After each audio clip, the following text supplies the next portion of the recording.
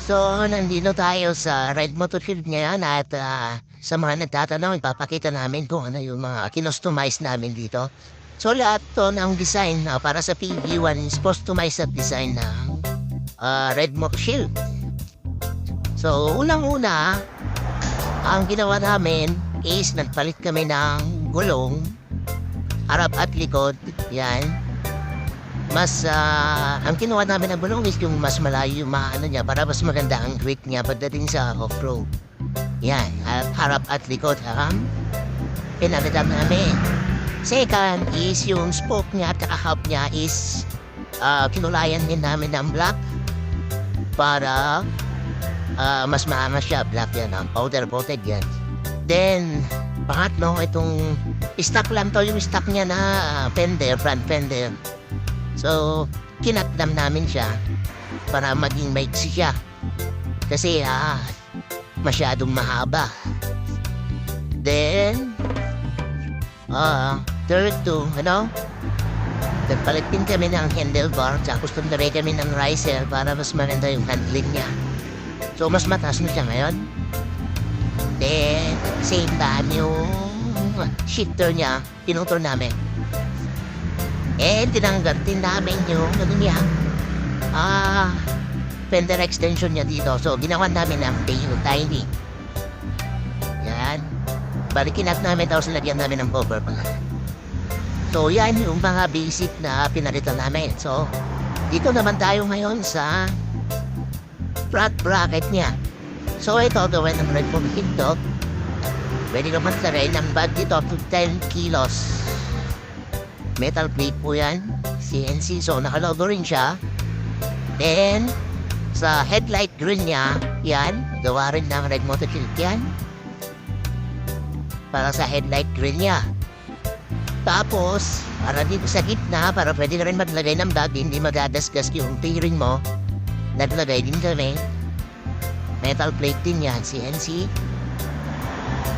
And, skid plate. Ito yung skid plate niya, may logo din siya sa ilalim. So, yan. Tapos, ito pala yung tinatawag namin na folded bracket. So, ito, halimbawa wala kang angkas, mas panatag si misis mo, hindi ka makakapag-angkas syempre, so ipo-fold mo siya.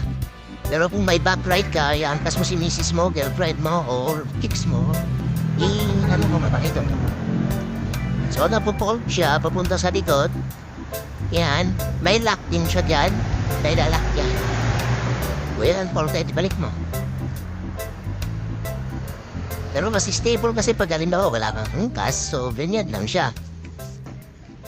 So, yan. I-rotate mo ngayon yung ako. Dito. Rotate. Ganyan ba? Rotate mo lang. Sige. And then, eto, nag-customize namin na exhaust niya. Yan. So yung exhaust, hindi po kami nagbebenta niyan. Yung-customize ko lang para dito sa PV1. Yan. Nilagyan namin ng protector niya para in case madikit ka sa ano niya, sa tubo niya, hindi ka mapapasok. So, overall yung mga accessories niya. Ito pala, naka-side pannier na top. At kahit anong bag or box ilagay mo pwede. So, yan, yung mga accessories na mabibili ngayon dito sa Red Motorfield. Diba? Napataangas na. Yan siya. Iharap mo ako dito. Para makita yung harap niya. Rotate mo. Black box. Harap mo yung ilaw niya. Yan. So, yan yung mga pinalitan namin. Actually, wala na siyang hulam eh. Pero meron pa kami mga itatagdan. Ayan, yung fender niya, stock lambo yan kinaglambo namin para masyado mahaba kasi yung stock niya. Parang hindi siya bagay.